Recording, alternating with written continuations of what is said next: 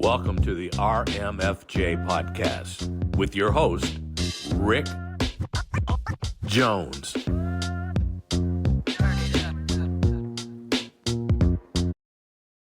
Hello, everyone. Welcome to the RMFJ podcast. I'm Rick Jones, and today I have my cousin, Hans Klodt, with. Hans, how you doing? Good. You said it right. Good job. Well, sometimes, yeah, I know your family. I should say it right, but sometimes I don't. So, anyway, people, Hans is my cousin. Our grandfathers were brothers. So my mom and your mom were cousins. Yeah, I think so. Yeah, I know I always struggle with that too, but I think that's right. I think I just mentally block you out. I think that's what I did. You're always in my head. It's weird. Okay, so Hans is one of my favorite cousins, and but I need to tease a couple things here before we get going on this. Hans survived a grizzly bear encounter. He also survived clearly an avalanche. And so I'm going to get to those things because that's crazy. Hans, you live in Alaska. You live in Soldotna, Kenai area, not in the Kenai Peninsula. And so you live a crazy life and you do crazy things. And I want to talk about the bear encounter. I want to talk about the avalanche. But also, Hans is sticking with our family tradition. Hans is a pilot. Hans flies some fixed wing, but he's a helicopter pilot. And so, Hans, tell us about your helicopter flying. I love that you go out and back and forth to the oil rigs and that sort of thing. So tell me about it, how you got into it, why you picked helicopters. You're the only one in our family that did that, and why you did that, which, you know, I could say I blame it probably on a head injury or something along the way from skiing. But how'd you go that path? My aviation story is kind of interesting, actually. Your dad was the one that started it all. When I was in high school, I didn't know what I wanted to do. You know, our family has been in aviation since the beginning of time, kind of like we hinted at that a little bit. But your family was up visiting, and your dad was asking me, what do you want to do with your life? And I was like, I don't know. And he's like, why wouldn't you want to be a pilot? And at that time, he was like really senior at Alaska Airlines. And he's like, I work, 4 hours a month and I make $7 billion. I was like, that sounds awesome. So I started doing that. I went to college and started working on an aviation degree and started flying. And that all kind of petered out after a few years. Like, I got discouraged with it and then sort of put that on the side burner. But I had a buddy that had an airplane. And so I would just kind of fly all the time, little 150, we'd go fly, we'd go rip around the passes and stuff. And then one day, my brother-in-law, my sister's husband, is also a pilot, and he flies helicopters out in the inlet, in the Cook Inlet of Alaska here. There's some oil rigs out there. He cornered me one day. He's like, I know you like, airplanes, but I don't know if you're married to that idea, but would you be ever interested in flying helicopters? And I'm like, who wouldn't? So he said, well, the oil company that they were with at the time was actually in the process of buying the assets, all the helicopters, and then moving into what they call a Part 90, which kind of frees up a lot of the rules. And he's like, if you can go out and get all of your ratings, I could potentially put you in one of these helicopters kind of like right away. He's like, it's not a sure deal, but it's possible. So I talked about it with the family, and we all decided that like we were gonna do that. And so I quit what I was doing at the time, and I went down to Oregon, went down to a company called Jerry Trimble, and I just hammered through all of my ratings. I think I got all of my ratings in I think a little less than 2 months, from private to commercial, and I already had an instrument rating in an airplane. I just kind of hammered through it, and I came back to Alaska kind of not knowing if I was going to have a job or not, but it turns out that I did. They called me up and they said, yeah, like let's go. Because they were operating Part 91, I was able to sort of jump in without having the required hours that you would need in another commercial setting. And since then, we have gone back into a commercial. We're operating Part 135 in an IFR program, but I've been there for years now. So I've moved up the ranks. I'm a captain now. I'm doing all of that. So that's how I got there. And how about the type of flying? The job itself it's in the Cook Inlet, so it's all over water. We're flying a twin engine Bell 212, which is a medium sized, pretty big helicopter. It's old. It's based off of the Vietnam style Huey. It's just a twin engine. version of that. I mean, we compare it to a pickup truck basically, because we're carrying groceries, we're carrying tooling, we're carrying people, we're carrying everything. We're doing sling loads with it. We fly day and night. We're an IFR operation. We don't do a lot of IFR stuff, but we're IFR certified. But we're landing on platforms out in the middle of the water. The platforms are 100 feet above the water. We're doing that at night, which is, it's an adventure. Love it or hate it, but it's fun. That's kind of mostly what we're doing. We do rotations up on the slope as well, sometimes up on the north slope, which is on the very tip part of Alaska, on the very north side, on the very north part of it. And we run out to a couple of places up there and service that area too. Nice. Anything hairy? Anything scary happen to you? Or any like oh crap moments? I mean, I'm sure you have some. Yeah. I've had a few crap moments. There's something about me that I kind of like. I enjoy those. Picking up ice on the north slope is always a little nerve wracking because we can't shed it like you can on an airplane. But probably the worst one that I've had was we have a system called a SCAS system, which is, I'm trying to remember what it's called. Oh, Stability Control Augmentation System. It helps you control the aircraft. So otherwise the aircraft would be way more twitchy than it is. And so it kind of dumbs down the response for the helicopter. But it ran away on me once. We were just picking up. I think I had like 5 or 6 guys on board, and it ran away. The helicopter started pitching violently, back and forth. And I was about 3 or 4 feet in the air. So like the rotor blades are almost hitting the ground. And so it just kind of took you just had to get it on. One of those sort of like just get it on the ground situations. Yeah.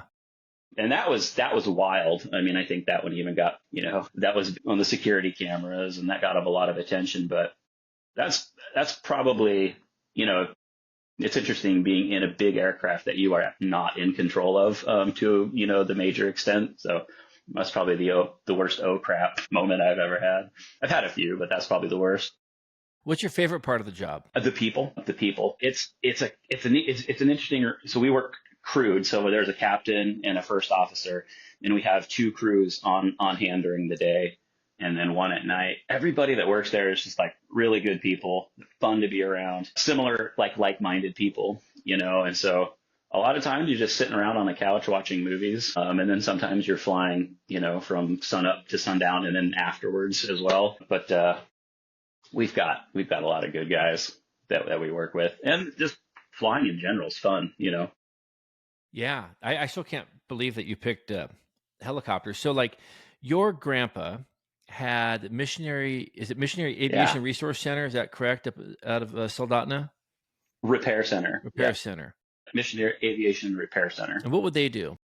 Yeah, they helped out like missionaries from around the state, and they repaired airplanes as kind of a way to fund that. So if there's missionaries or pastors or like Bible camps, things that needed to transport people to and from, that's what he did. And he started in Nome. He started a radio station there, and my parents, my mom grew up in Nome before they finally moved back into Kenai, where they started MARC. I think he kind of wanted to be, I don't know, a town as opposed to a village, maybe. I'm not sure. So that's still up and going now. Our family doesn't have much to do with it anymore, but he started that. But they're still doing quite well. They do a lot of flight training there. Nice. And so your grandpa was my grandpa's brother. My grandpa was Johnny Amundsen, and you know this, but my mom, of course, was born in Juneau, Alaska. She was born there in 1940, and then he left right after that. Grandpa did. He was flying float planes up there, and actually in the hangar restaurant. You ever go to the hangar restaurant in Juneau on the water? Like all the cruise ships come in there. It's called the hangar restaurant. There's a picture of him in there. A couple pictures of him in the float planes back in the day. No kidding. Yeah, super cool. That's and actually, cool. This picture behind me, for those of you that are on video on the podcast, a picture behind me is a clipper ship, Pan Am clipper ship, and he left flying seaplanes up there to get on with Pan Am, and he flew those. So that's actually one in Pearl Harbor. So he used to do that, so it's kind of cool. Yeah, actually, my friend Dave Kilcup, International Jets. I have to promote them. International Jets, intlJets.com. Dave Kilcup. He actually gave me that picture back in the day, and it was very nice. He and his wife Stacy. That's cool. And also, they actually also sponsored our Neon Sign, the RMFJ podcast. You see that back there? See the magic happening over my shoulder there? That is also It looks great. International Jets. Anyways, but yeah, so my grandpa and your grandpa were brothers. And yeah, I hear you, and I appreciate what you're saying about my dad talking to you about flying. And I remember him doing that. And I remember you telling me about that. And I think, it's nice to hear that he was influential in it. But honestly, I think you just are coming from that family. So I think we were already, both of us pointed in that direction anyway. And it was probably, he was just a catalyst. Yeah. Yeah. But Yeah. I know that Did he ever tell you any crazy stories from, did he ever tell you any crazy stories from the bush? my grandpa or my dad, Yeah. my grandpa's biggest thing was back in the day. It's so funny that he left being a bush pilot, just flying all around, back in the 40s, late 30s, early 40s, flying around the middle of nowhere with pretty new technology at the time, seaplanes, and he would have these people on board, and he said he was making pretty good money, and Pan Am was hiring, and he'd have to take a pay cut to go to Pan Am, which is funny. But Wow. yeah, but he said he loved the flying, but he was tired of having an airplane full of people, a seaplane full of people, floating down a river backwards, and the engine won't start. Yeah, I'd get tired of that I too. guess you can't just turn around and pop the clutch. Yeah, so yeah, he didn't like that, and so he took the leap of faith and went to Pan Am and flew as a career until 1971. I was on his retirement flight as a 1-year-old from That's Honolulu to awesome. Seattle. Got some pictures.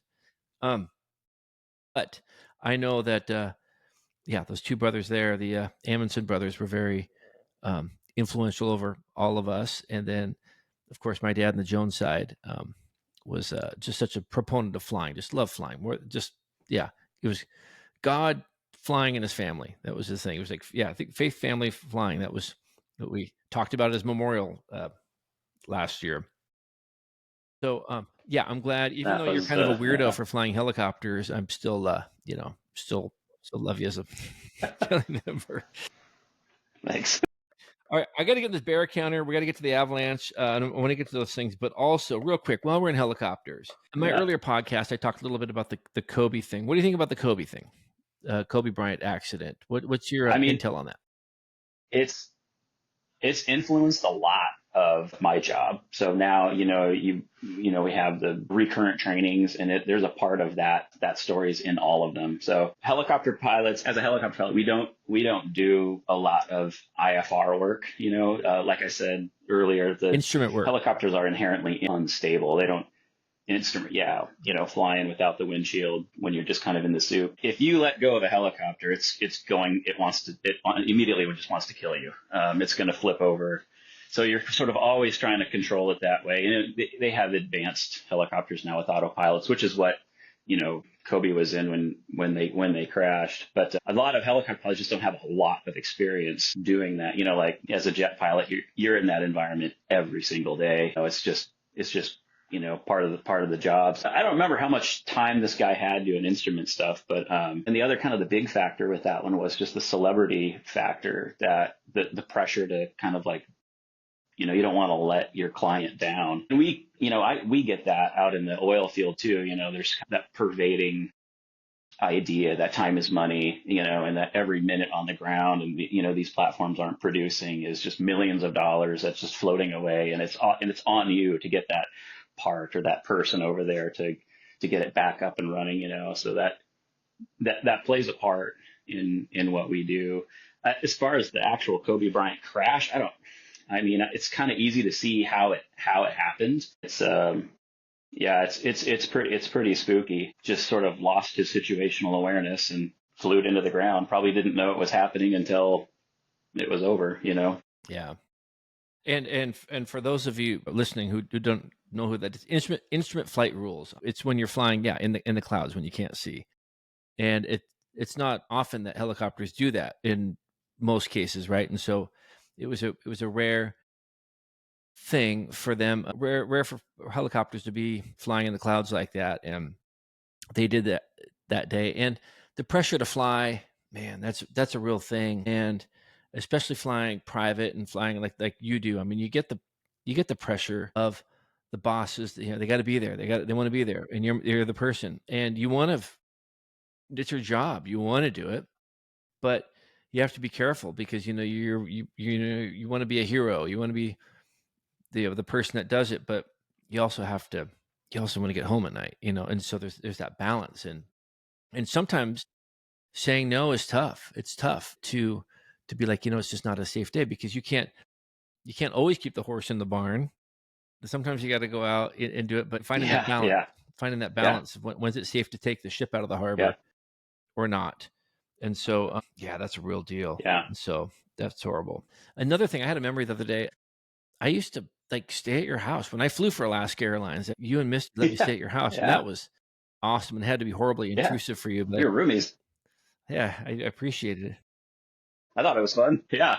No, yeah. You stayed on the couch, as I recall, right? Or you had a whole room? I think it was both. I think I had a couch at first, and then I graduated to having a room, and that was we upgraded. Yeah, thank you for that. Yeah, I liked it. It was good. You're welcome. Little music. You had some good whiskey, and it was awesome. Yeah. And no, again, I appreciate you guys for that. And are you still playing music? You playing music much? I play a lot of music. Yeah. We do stuff with friends. I've got, guitars on the wall. I don't play any of them very well, but yeah, music's probably one of the sort of the central things in my life here. I got Fisher going on it, and so we're doing something musical once a week at least. Love that. I love being up at your place and sitting by the bonfire and doing that.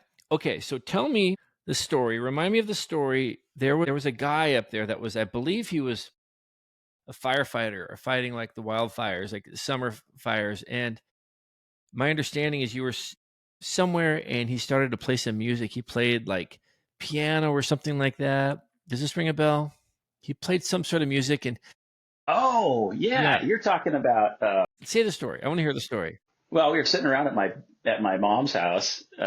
We were kids. I mean, everybody's kind of like just out of high school. I think it was like the second or third year of college. And around here, a lot of the kids go do forest fire stuff. They go fight forest fires for the summer, and then they come back and they have all the stories, and their life's changed forever, and all that. But one of them, we were sitting around, and this kid gets up, and we were at my mom's house and my parents' house, and he gets up, he starts banging away on the piano. It's like fantastic. And like, man, that guy can play. He's just going for it. And one of our friends who was there with him, and because he was on that fire crew, he was like, oh, that's Jules' brother. And we're like, Jewel, like the singer? And like, yeah. He was kind of like all shy about it. He's like, yeah, she gets all the attention, but the whole family's musical. He didn't really want to get a whole into like talking about his sister, but it was just sort of funny sitting there watching Jules' brother banging away on the piano. I bet. Yeah. Cause she's just from right down the road from you guys in Homer, right? Yeah. She's down in Homer, or was. Yeah. Yep. So that was kind of cool. I love Homer. For anybody listening, Homer is beautiful. Homer, Alaska. Beautiful. Horrible name. Beautiful place. Homer's beautiful. It is a bad name, isn't it? It's a terrible name. Yeah, terrible name. But no, yeah. And speaking of music, we did talk about this earlier, real quick. I think when I was walking the dogs, you and I checked in real fast. Harry Connick Jr. is someone that is an occasional listener of our podcast, and so Harry might be listening right now too. If you're out there, hey buddy, Harry, take Hans in there. I grew up listening to him. He's the best, man. You and me, me especially, I grew up in like a really conservative house. So I was like, no secular radio, all this kind of stuff. And I think one of the first tapes that I got that was not a Christian tape was Harry Connick Jr. It was his album She.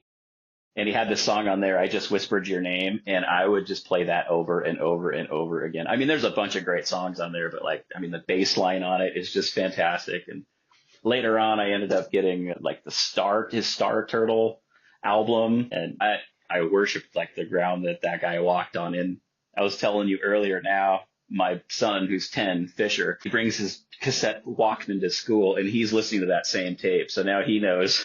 Love it. It's Harry Connick Jr. as well. So. Love it. Yeah, my buddy Brian, who was on the show here, fantastic. Used to flown him around quite a bit, and so I think that's how he found out about the podcast. And listen to it. That's cool. Yeah.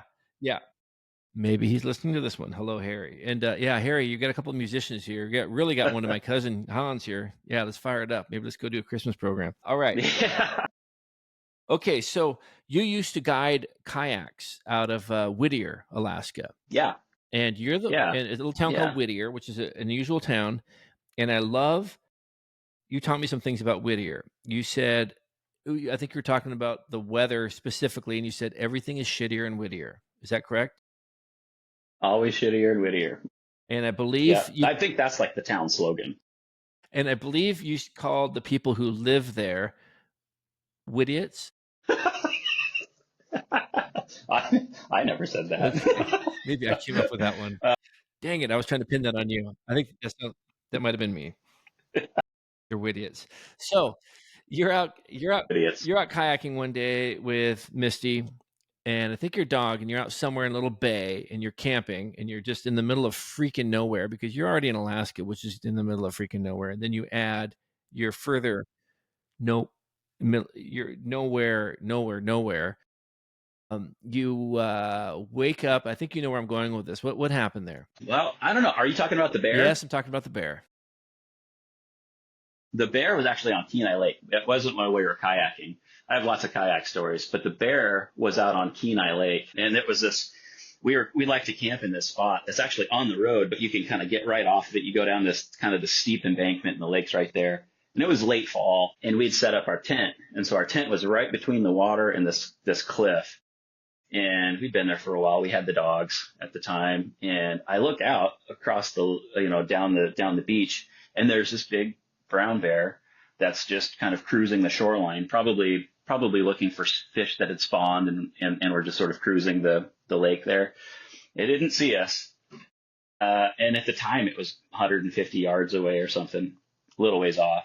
So I was like, oh, we better keep an eye on this guy, and he just kind of kept wandering closer and closer and closer, and he got up to about 50 yards, and I was like, okay, we should probably get the dogs out because they were tied up, and one was a husky and one was a Malamute, and they never really cared about animals, so but I didn't want them to cause a ruckus or anything. So Misty took the dogs up to the truck, and she got in the truck. She could see down what was happening, but I had the whole tent and everything we owned was like right in this bear's path, and I didn't want this bear just ransack everything we owned. So I'm standing there and I'm like, well, I guess I'm guarding the tent. So I have a 44 revolver that I keep when I'm doing things like that. So I get the gun out and it's loaded, and I'm just sort of watching. And he wandered up to about 25 yards from me before he kind of noticed that I was there. And he did this sort of like this weird thing. He looked at me and he got into this like cat-like crouch, just like down on all fours with like his ears back. And he was just looking. And I never seen a bear do that. I mean, living in Alaska and spending a lot of time on the river, like we see bears a lot, and I've been charged by bears plenty of times. And it's usually a bluff. They'll kind of come and then they veer off because they don't want to tangle. And I think this bear was just trying to figure out what he was going to do. And I did not want to shoot a bear. It's just a mess, paperwork and, you name it. And so I was like, well, if he charges, I'll shoot a warning shot. And if that doesn't work, then the next one's going, through his head. And that bear just exploded and it came at me. And you couldn't see anything, but like you could see his shoulders and his feet moving. And then it was just this head. And I don't know. He was probably closer than 10 yards by the time I was able to get the first bullet off. I mean, it happened in like a second. I've never seen anything move like that. And the bullet hit the ground right in front of his face and sprayed him with rocks. And he didn't even stop, but he was just running the other direction. I didn't even see him turn around, but he took off. And so we didn't have to do anything about him after that. But, we ended up pulling all our stuff together and getting in the truck and getting out of there because we didn't want to deal with that. So we went to some other camp spot and sort of just like spent the night, looking outside. And then the funny thing is, dude, like a year later, same time of year, we were camping in the same spot and we had a couple of families with us and we're sitting there by the fire and we hear this like crunch, crunch, crunch. And I'm like, bear, everybody, get to the car. I will protect you. So I get my gun out and there's like 5 or 6 kids that are all in the car and like all the adults are in the car and I'm wandering around like hunting down this crunch, crunch, crunch. and just absolutely positive that I'm going to find another bear and I'm going to save the day and be the hero. And I found it. It was a porcupine about this big, crunching around on the dry leaves. But yeah, Nice, you saved it from that. yeah, that was the story. Okay, yeah, okay. I thought you were in a kayak. Okay, that is terrifying. But you said something there. You said, I think you've said that That one was scary. you've been charged by a bear. Did you say a lot of times? Oh yeah, Good Lord. yeah.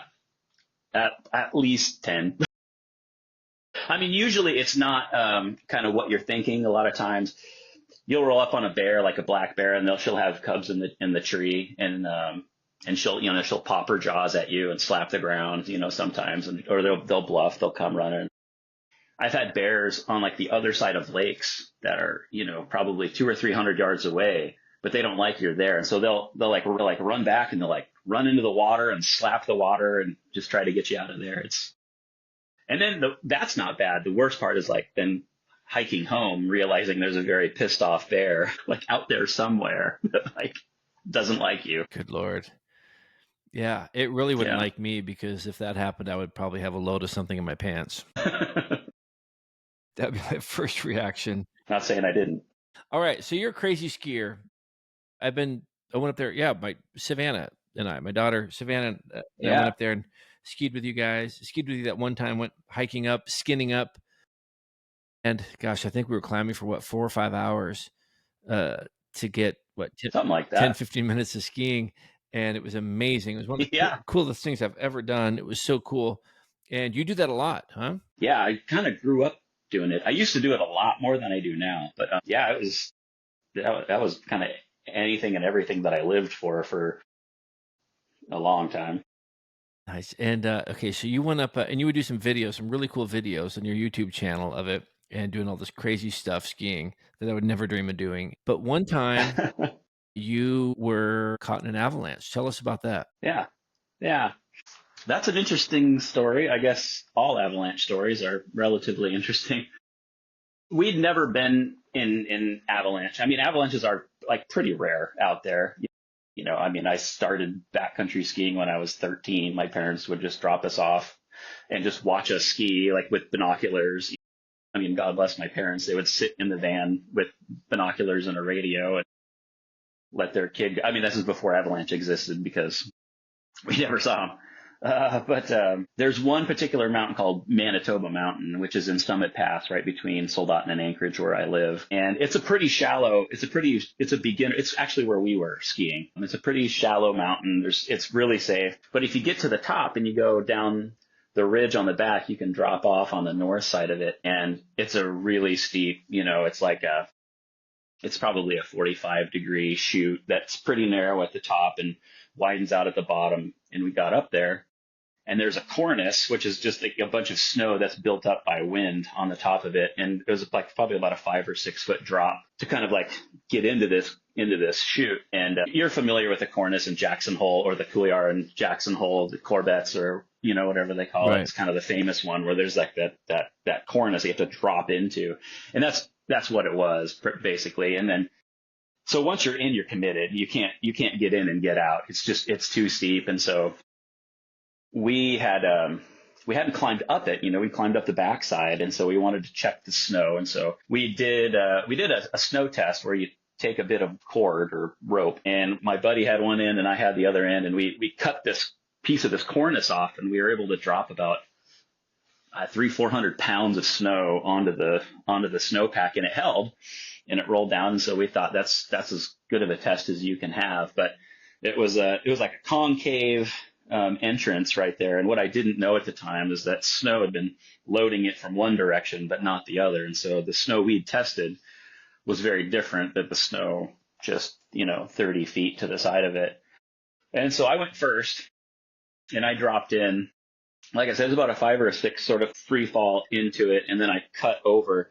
And as soon as I started cutting over, everything just started moving. And so my only course of action was to just point the ski straight down and try to outrun it, which is terrifying in something that's 45 to 50 degrees. It's like it's just straight down. But you just don't think about those kind of things at the time. But I remember pointing my skis, but they were just it was just mushy. So the snow that I was on was already moving, and you just can't really ski. You can't out ski that. And I kind of wallowed for 2 or 3 seconds before the snow took me out from behind.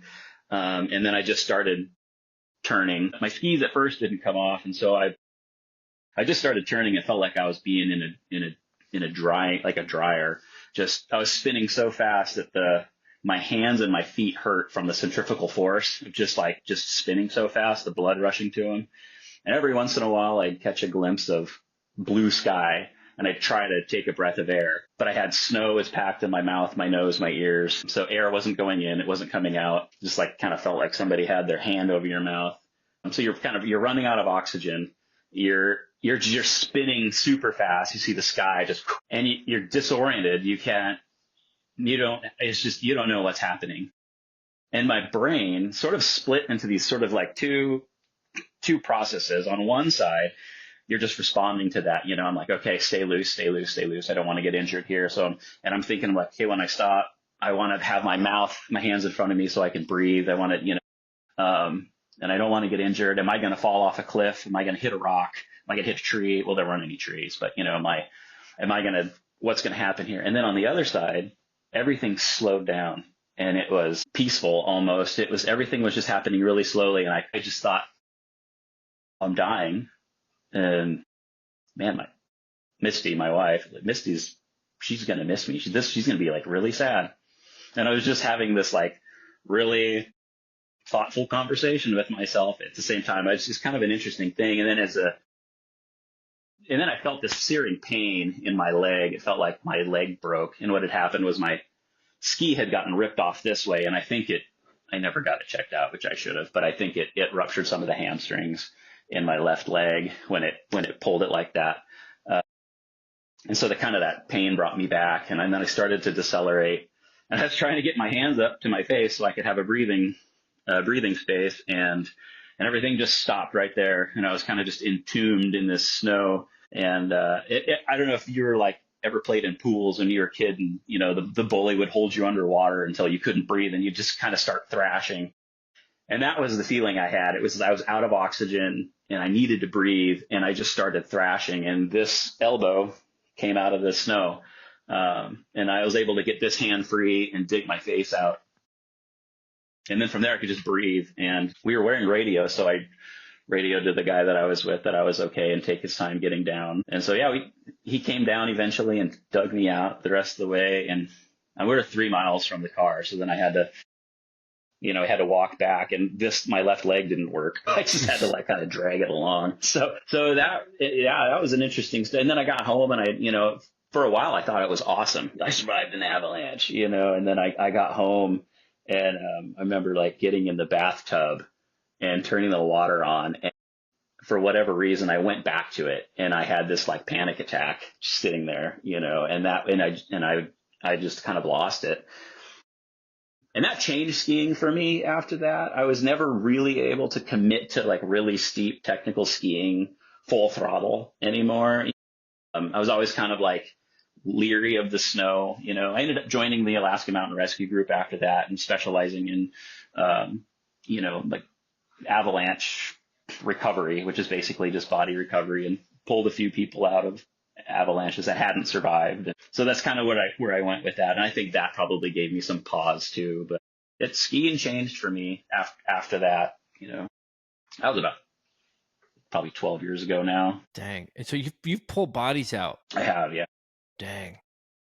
Yeah. That's a weird one.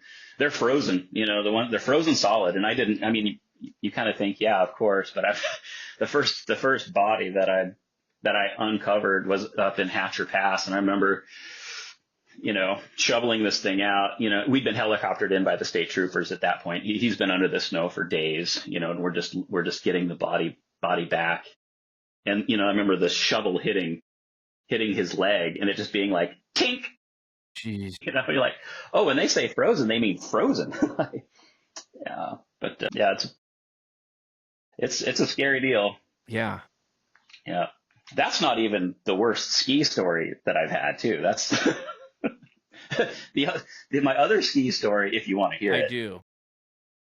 this one is, I'll tell that story. And if I'm talking to a true outdoor, like professional, like they'll listen to the Avalanche story, but this one, they're like, oh my God, you had a pneumothorax? But we were skiing kind of on the other side of the road from that one day, and we built this big jump, and we climbed up on the leeward side of a mountain, which means the snow was all being blown to that side. So it was lots of snow, and we thought it was great. We get up to the top, and I hit a jump on the other side, kind of coming off without really realizing that the snow conditions was just bulletproof ice. And it was a big jump. And when I landed, I backslapped and I yard sailed, my skis and my poles and my boots went everywhere. And I was just sliding kind of uncontrollably down this, this steep ice. And I hit what I felt like I hit a tree, and that I felt like I'd been impaled.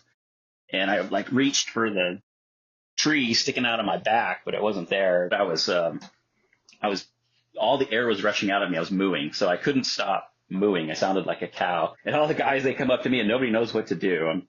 We're 3,000 feet up this mountain, like, 2 miles back. And I'm like, I knew I had a broken rib at least. So we're like, well, we got to get back. So I go climbing back down to we climb back, we ski down to the car, and every turn you take, you can feel that rib floating around, and you'd fall over and try to get back up. It was excruciatingly painful. Get back into the car, drive back to Anchorage, and I get home and I'm like, well, I better check this out. So I take my jacket off, and I'm wearing this polypropylene shirt, and it looks like Wolverine has just ripped a bunch of, holes in it. I'm like, that's weird.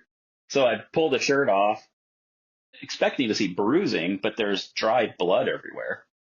So I start wiping it away, and I'd broken my rib, and the rib came out my body and ripped all my clothes up, and collapsed my lung in the process. I went to the hospital, as one does, and I had a pneumothorax, which apparently is an incredibly dangerous, life-threatening situation, one that they usually call helicopters for. It never really even crossed our minds. So they put a chest tube down there and they reinflate the lung and they sew you back up and all that. But that's the other ski story. So your rib coming through your skin tore up your shirt.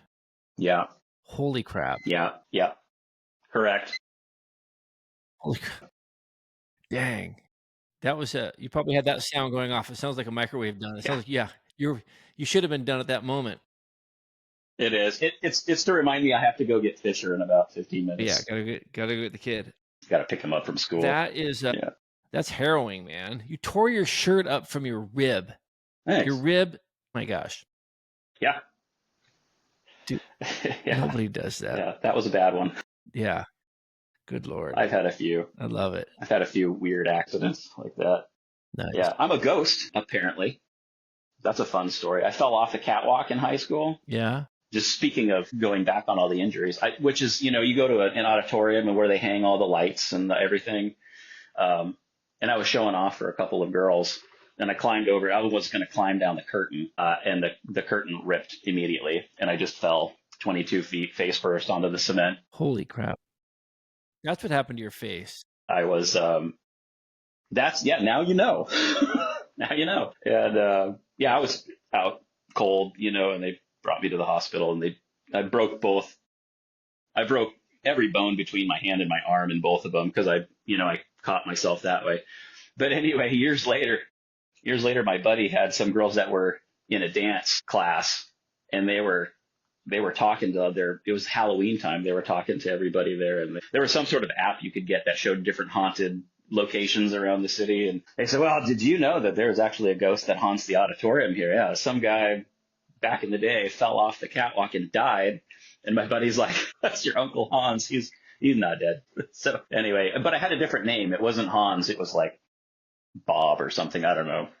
Something endearing, I'm sure. Yeah, I'm sure it was endearing. Yeah, no, he's not dead. He's just an oddity is what he is. Yeah, he's not a ghost. He's just a... Yeah. Yeah. Oh my gosh. All right. So, hey, Hans, serious moment here. Am I your favorite cousin? Yeah. Just have to hear it. Yes. No, I promise. I promise. I love you. I do. I have to hear it. Just kidding. No, it's so funny. We have some great cousins. We've got some, great family, and they do all this crazy cool stuff. But no, but for real though, you've always probably been, you've definitely one of the most interesting and adventurous. And it's always fun just fun to see that you're still alive. I like that. Not a ghost yet. Yeah, people are taking bets. All right, so Hans, you do all these crazy things. You get chased by bears. You fly helicopters out to these oil rigs in the middle of the winter with the crazy winds and the snow and the ice, and all your skiing is just nuts. But you do music. You have a lovely family. And where do you find contentment? Where does Hans find contentment? What does it mean to you? That's a what a question to just spring on somebody, Rick. I find contentment in my family, for sure. That's the center of my life is Misty and Fisher, that's it. And I'm a project driven person, we talked briefly about maybe we have ADD and absolutely. And that my contentment sort of almost sometimes comes paradoxically from not being content, just like going from project to project to project, building saunas, always needing to have something to do. But I try to be pretty conscious of taking time to just sort of stop and enjoy what's around me. Music helps me do that quite a bit, just being able to especially listening to music and then maybe trying to play it later. But that's one of the ways that I find contentment and finding a way to just enjoy a moment. You ever hear the band, the Red Clay Strays? Yeah.